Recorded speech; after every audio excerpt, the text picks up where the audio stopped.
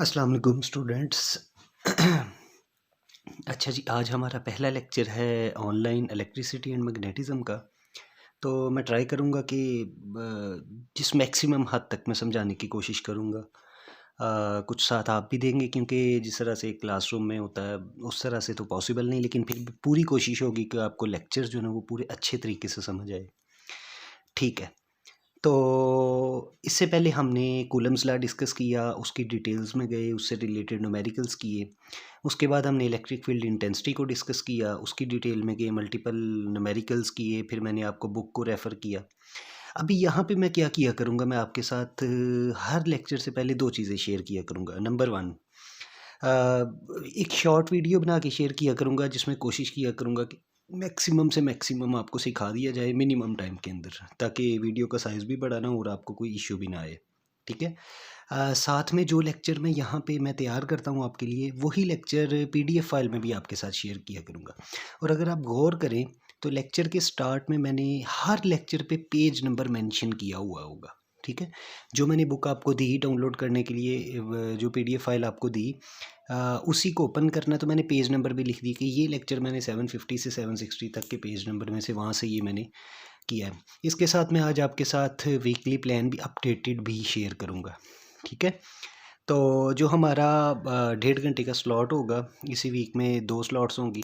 तो ये पहला लेक्चर है, तो उस 1.5 घंटे में फिर आप वॉइस मैसेजेस में मेरे से डिस्कस करेंगे। आपको कोई क्वेश्चन है या कोई चीज़ समझ नहीं आई, तो वहाँ पे मैं समझाने की कोशिश करूँगा। ठीक है?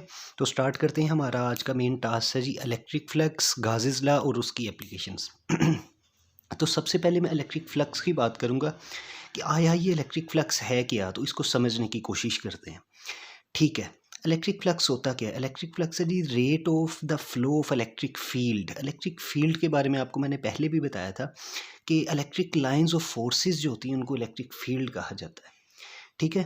तो किसी भी एक सरफेस में से, किसी भी एक सरफेस एरिया में से जितनी इलेक्ट्रिक लाइंस ऑफ फोर्सेस, जितनी इलेक्ट्रिक लाइंस ऑफ फोर्सेस, जितनी इलेक्ट्रिक फील्ड किसी एक सरफेस में से पास हो, उसको कहते हैं जी इलेक्ट्रिक फ्लक्स। क्या कहा कि हमारे पास एक सरफेस है, एक सरफेस एरिया है, उसमें कितनी इलेक्ट्रिक लाइंस ऑफ फोर्सेस पास कर रही हैं, उसको कहा जाता है जी वो इलेक्ट्रिक फ्लक्स है। इंग्लिश में उसको कैसे रिप्रेजेंट करता है?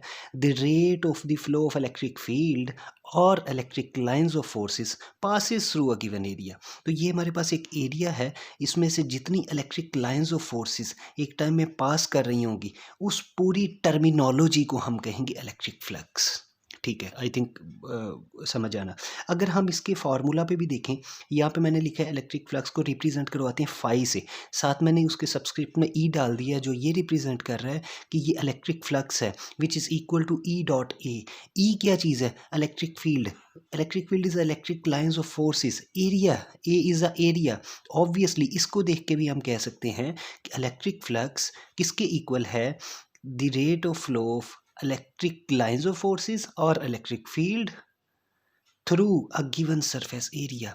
कि एक एरिया के अंदर कितनी इलेक्ट्रिक फील्ड, कितनी इलेक्ट्रिक लाइंस ऑफ फोर्सेस गुजर रही हैं, उस एक पूरी टर्मिनोलॉजी को इलेक्ट्रिक फ्लक्स कहा जाता है। ठीक है जी। इलेक्ट्रिक फ्लक्स का यूनिट आपने घर में डिराइव करने की कोशिश करनी है। मैं आपको ये घर से एक टास्क दे रहा हूँ, इसका यूनिट है न्यूटन मीटर स्क्वायर पर कूलम। इसको जस्टिफाई करने की कोशिश करना, घर में एक दफ़ा ट्राई करके देखना। ठीक है? जैसा कि आपको पहले इलेक्ट्रिक फील्ड पढ़ाई गई है, ठीक है, उससे पहले आपको कूलम्स लॉ पढ़ाया गया है। उससे पहले कूलम्स लॉ में आपने रिलेशन देखा कि किस तरह से दो चार्जेस का इलेक्ट्रिक फील्ड के साथ डायरेक्ट रिलेशन है और इन्वर्स रिलेशन किसके साथ है। तो वहाँ पे भी हमने मल्टीपल यूनिट्स को डिराइव करना सीखा। इससे आसानी ये होगी कि आपके एमसीक्यूज़ तैयार होंगे। इन चीज़ों को आप जस्टिफाई करेंगे, डिराइव करेंगे, तो आपके कुछ एमसीक्यूज़ तैयार होंगे। तो चांसेस होते हैं कि एग्ज़ाम में एमसीक्यूज़ भी आते हैं। ठीक है? तो आपने इसके यूनिट को डिराइव करने की कोशिश करनी है। आई गारंटीड कि आप लोग डिराइव करेंगे। तो एक दफ़ा फिर इलेक्ट्रिक फ्लक्स क्या चीज़ है? The rate of flow of electric field और electric lines of forces passes through a given surface area. इसको हम क्या कहेंगे? Electric field. ठीक है? ये डॉट प्रोडक्ट होता है, ई डॉट ए। तो नॉर्मली इसको ओपन करें तो कुछ किताबों में इसको ई ए कॉस थीटा भी लिखा जाता है। इलेक्ट्रिक फ्लक्स को ई ए कॉस थीटा भी लिखा जाता है। अब यहाँ पे आप क्वेश्चन करेंगे कि यहाँ पे अच्छा मैं आपसे इसमें इसमें 2 चीज़ें होती हैं कि मैक्सिमम इलेक्ट्रिक फ्लक्स कब मिलेगा? ज़रा गौर से देखिएगा। ऑब्वियसली इलेक्ट्रिक फ्लक्स है क्या? इलेक्ट्रिक फ्लक्स ये है कि किसी एक सरफेस एरिया के अंदर इलेक्ट्रिक लाइन्स ऑफ फोर्सेस कितनी पास करती हैं, कितनी मैक्सिममली पास करती हैं। तो ऑब्वियस है अगर सरफेस एरिया इस तरह से है, इलेक्ट्रिक लाइन्स ऑफ फोर्सेस इस तरह से है, तो मैथमेटिकली इसको देखा जाए तो इलेक्ट्रिक लाइन्स ऑफ फोर्सेस की डायरेक्शन ऐसे है और जो सरफेस है वो ऐसे है। ये दोनों एक दूसरे के एग्जैक्ट परपेंडिकुलर है। ऑब्वियसली अगर सरफेस एरिया को परपेंडिकुलर रखा जाए और इलेक्ट्रिक लाइंस ऑफ फोर्सेस को इस तरह से भेजा जाए तो ऑब्वियस है कि इस स्फेयर में से, इस एरिया में से maximum electric lines of forces गुजरेंगी। तो ये बात कंफर्म हो गई कि जब ये दोनों आपस में परपेंडिकुलर होंगे, sphere and electric lines of forces, तो हमारे पास मैक्सिमम फ्लक्स मिलेगा हमें, मैक्सिमम। और अगर इसी स्फेयर को मैं कुछ इसी को बिल्कुल इस तरह से मोड़ दूं तो obviously electric lines of forces उसमें से अच्छे तरीके से पास नहीं करेंगी। लाइक किस तरह से कहने की कोशिश कर रहा हूँ, अगर मैं इसको इस तरह से मोड़ दूं, इस तरह से बना दूं, इसी इलेक्ट्रिक फ्लक्स को सफ़ेयर को ऐसे बना दूं, तो जब इलेक्ट्रिक लाइंस ऑफ फोर्सेस गुजरेंगी तो आपको वाजे है कि उसमें से मुकम्मल लाइंस नहीं गुजरेंगी, तो मुकम्मल मैक्सिमम फ्लक्स नहीं बनेगा। ठीक है, तो इसको कुछ लोग ई कॉस थीटा से भी लिखते हैं। ठीक है, ओके जी। नेक्स्ट हम चलेंगे, ये था हमारा बेसिक इलेक्ट्रिक फ्लक्स। तो नेक्स्ट हमारा टॉपिक है जी गाज़स लॉ। गाज़स लॉ की बात करते हैं। गाज़स लॉ को बहुत ध्यान से समझने की कोशिश कीजिएगा, बहुत ज़बरदस्त चीज़ है। अच्छा जी, गाज़स लॉ असल में कूलम्स लॉ का ही अल्टरनेटिव है। ठीक है, असल में ये हमें ना एक डिफरेंट रिलेशन बताने की कोशिश करता है। किस में रिलेशन बताने की कोशिश करता है? ये रिलेशन बताने की कोशिश करता है इलेक्ट्रिक चार्ज का इलेक्ट्रिक फ्लक्स के साथ। ये रिलेशन बताने की कोशिश करता है इलेक्ट्रिक चार्ज का इलेक्ट्रिक फील्ड के साथ। तो हम कह सकते हैं कि Gauss's law is the alternative form of Coulomb's law, just includes some kind of electric flux here. तो जब तक हमने इलेक्ट्रिक फील्ड की बात की थी, कूलम्स लॉ की बात की थी, वहाँ हमने इलेक्ट्रिक फ्लक्स की बात नहीं की, लेकिन आज हमने सबसे पहले इलेक्ट्रिक फ्लक्स सीखा है। अब हम उस इलेक्ट्रिक फ्लक्स को इंट्रोड्यूस करवाएंगे इन गाज़स लॉ, क्योंकि गाज़स लॉ रिलेशन बताता है इलेक्ट्रिक फ्लक्स का इलेक्ट्रिक चार्जेस के साथ, इलेक्ट्रिक फ्लक्स का इलेक्ट्रिक फील्ड के साथ। तो याद कुछ नहीं करना, समझने की कोशिश करनी है कि आया ये गाज़स लॉ कहना क्या चाहता है। तो गाज़स लॉ को कहने के लिए हमेशा स्टार्ट लेंगे इलेक्ट्रिक फ्लक्स से। तो मैं स्टार्ट लेता हूँ इलेक्ट्रिक फ्लक्स से। तो हमें पता है इलेक्ट्रिक फ्लक्स किसके इक्वल है? Electric flux is equal to E A, ये हमें पता है। और पिछले 3 लेक्चर्स में हम इस इलेक्ट्रिक फील्ड की बात करते आए हैं, which is equal to 1/4 pi epsilon naught q over r square. R जो है वो रेडियस है, क्यू जो है वो इलेक्ट्रिक चार्ज है। तो हमने इलेक्ट्रिक फील्ड की लास्ट लेक्चर में बात की थी और कूलम लॉ से हमने इसको रिलेट भी किया था। तो मैं क्या करता हूँ, इस इलेक्ट्रिक फ्लक्स वाली इक्वेशन में इस ई को पुट करने की कोशिश करता हूँ। तो जब मैं इस ई को इस इलेक्ट्रिक फ्लक्स वाली इक्वेशन में पुट करता हूँ तो क्या आता है? 1/4 pi epsilon naught q over r square. ये पूरे का पूरा इस ई की जगह पुट किया, ये ए वैसे का वैसे ही आ गया। हम किसी एक स्पेसिफिक स्फेयर की बात करें तो हमें पता है कि A is the representation of area. तो अगर हम सफ़ेयर की बात करें तो हमें पता है कि सफ़ेयर का एरिया होता है जी 4 पाई आर स्क्वायर। तो मैं सफ़ेयर के एरिया को इस ए की जगह पुट करता हूँ तो मेरे पास आ गया 1/4 pi epsilon naught q over r square into area की जगह मैंने ये सफ़ेयर का एरिया पुट कर दिया। तो यहाँ आप ज़रा गौर से देखें कि आर स्क्वायर इस आर स्क्वायर के साथ कैंसिल हो जाता है, ये 4 पाई इस 4 पाई के साथ कैंसिल हो जाता है। तो बचा क्या पीछे? क्यू, जिसको हम चार्ज कहते हैं, ओवर एप्सिलॉन नॉट। तो हमारे पास अब जो फ्लक्स की इक्वेशन बनी है, अगर हम उस इलेक्ट्रिक फील्ड की इक्वेशन इसमें पुट करते हैं फ्लक्स की इक्वेशन में, तो गाज़स लॉ के मुताबिक हमारे पास फ्लक्स की इक्वेशन बनी है Q over epsilon naught. Q के साथ मैंने छोटा सा एनक्लोज्ड लिख दिया है, इसका मैं थोड़ी देर बाद में बताता हूँ आपको। तो ये रही हमारी गाज़स लॉ की इक्वेशन। तो अब आपने याद नहीं करनी डेफिनेशन, इस इक्वेशन को देखना है। इस इक्वेशन को देखते हुए मुझे पता है कि ये एप्सिलॉन नॉट एक कांस्टेंट वैल्यू है। तो मैं यहाँ से कह सकता हूँ कि ये जो इलेक्ट्रिक फ्लक्स है ये डायरेक्टली प्रोपोर्शनल है charge enclosed in the surface in the sphere.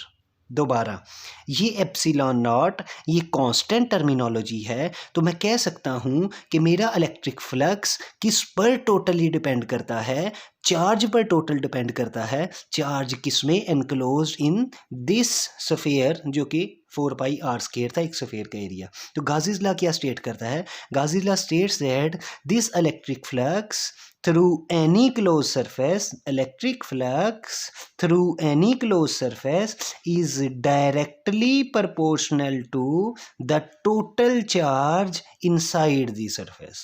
तो अब इसके मुताबिक क्या हुआ कि मैंने किसी एक सरफेस का इलेक्ट्रिक फ्लक्स फाइंड करना है, तो मैं कह सकता हूँ मेरा इलेक्ट्रिक फ्लक्स डायरेक्टली प्रोपोर्शनल है उस सरफेस के अंदर जो टोटल चार्ज है उससे। ऑब्वियसली ये इलेक्ट्रिक चार्ज होगा, मैं इलेक्ट्रिक बार बार नहीं बोलूँगा, लेकिन ये ऑब्वियस है कि ये इलेक्ट्रिक चार्ज है, और इलेक्ट्रिक चार्ज होगा तो इलेक्ट्रिक फ्लक्स प्रोड्यूस होगा।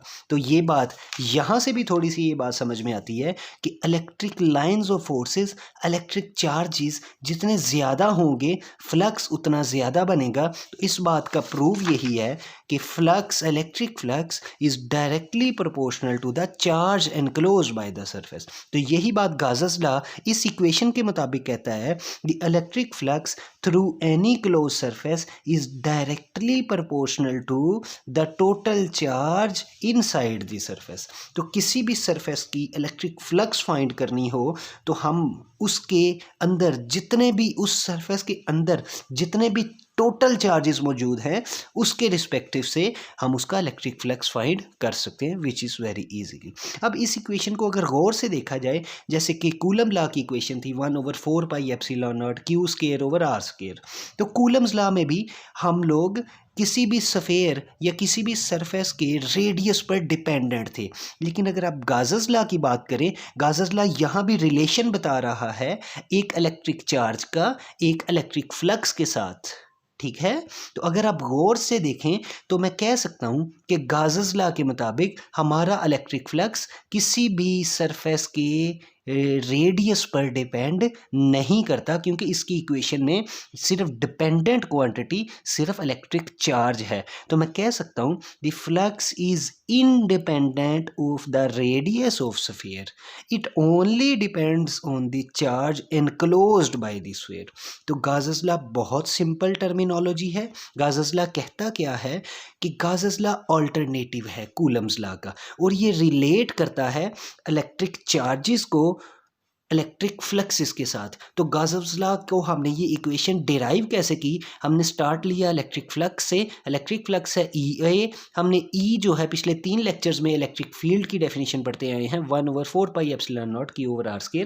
मैंने इसको इस इक्वेशन में पुट कर दिया। मैंने एज्यूम किया कि जो एरिया हम ले रहे हैं वो एक सरफेस का ले रहे हैं और एक स्फीयर का ले रहे हैं। तो एक स्फीयर का एरिया होता है 4πr²। मैंने इस 4πr² को इस एरिया में पुट किया, r² से कैंसिल, 4π से कैंसिल, तो हमारे पास क्या बचा Q/ε0। तो यहाँ से मैं कह सकता हूँ गाउस लॉ के मुताबिक electric flux through any close surface is directly proportional to the total charge enclosed by the surface.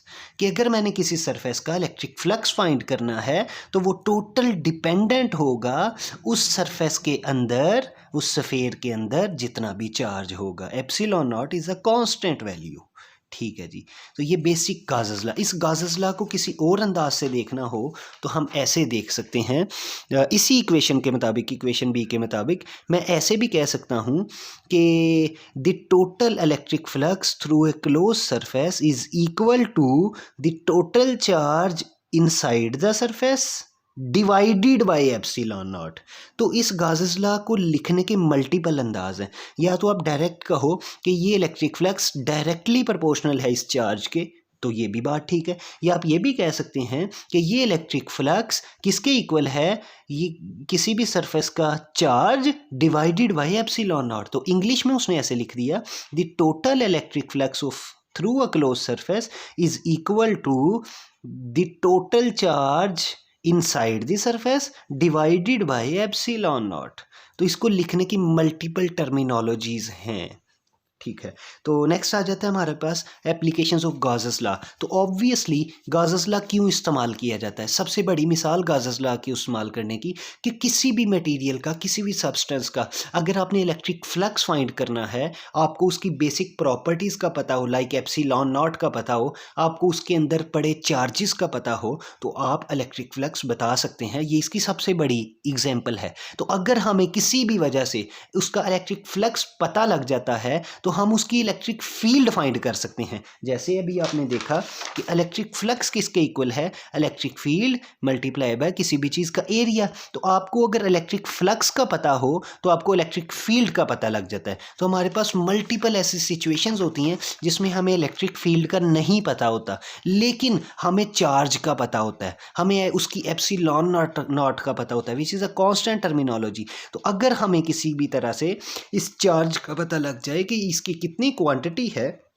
हम बता सकते हैं कि उसमें कितना इलेक्ट्रिक फ्लक्स है। तो अगर इलेक्ट्रिक फ्लक्स का पता लग जाए, अगर इलेक्ट्रिक फ्लक्स का पता लग जाए, इस सब्सटेंस का एरिया पता हो, तो आप इस इलेक्ट्रिक फील्ड को फाइंड कर सकते हो। तो गाउसेस लॉ इलेक्ट्रिक फ्लक्स फाइंड करता है, और इलेक्ट्रिक फ्लक्स पता लग जाए तो आप किसी भी चीज़ की calculate electric fields caused by several simple charge distributions. तो आप किसी भी मटेरियल की, आया कि वो मटेरियल कंडक्टिंग सरफेसिस पे हो या किसी और सेवरल सरफेसिस पे हो, आप वहाँ पे चार्जेस की मौजूदगी, चार्जेस की डिस्ट्रीब्यूशन के मुताबिक आप इलेक्ट्रिक फील्ड को कैलकुलेट कर सकते हो बाय यूजिंग दिस गाउसेस लॉ। कैसे? कि आपको चार्जेस की डिस्ट्रीब्यूशन पता है, एप्सिलॉन नॉट की वैल्यू पता है, यहाँ से आपको फ्लक्स, इलेक्ट्रिक फ्लक्स पता लग जाएगा, और एक दफ़ा इलेक्ट्रिक फ्लक्स पता लग जाएगा तो इलेक्ट्रिक फील्ड पता लग जाएगी। तो ये तो था आज का बेसिक सा लेक्चर। आप सब ने क्या करना है, इस वीडियो को अच्छी तरह से समझना है, देखना है। ये लेक्चर्स मैं साथ में ही अपलोड करने लगा हूँ, इसको गौर से पढ़ने की कोशिश करनी है। और जब आपके पास टाइम मिलेगा तो ये मैंने पेज नंबर लिखा है बुक का 750 से 760, इसको पढ़ने की कोशिश करनी, समझने की कोशिश करनी। तो समझ के करना, इसमें से कोई एक चीज़ भी याद करने वाली नहीं है। मैंने जो गाउसेस लॉ की डेफिनेशन भी आपको लिखवाई है वो भी याद नहीं करवाई, वो भी आपने इस रिलेशन से आप लिख सकते हैं कि electric flux through a close surface is directly proportional to the total charge enclosed by the surface, या the electric flux through a closed surface is equal to the total charge enclosed by the surface divided by epsilon naught.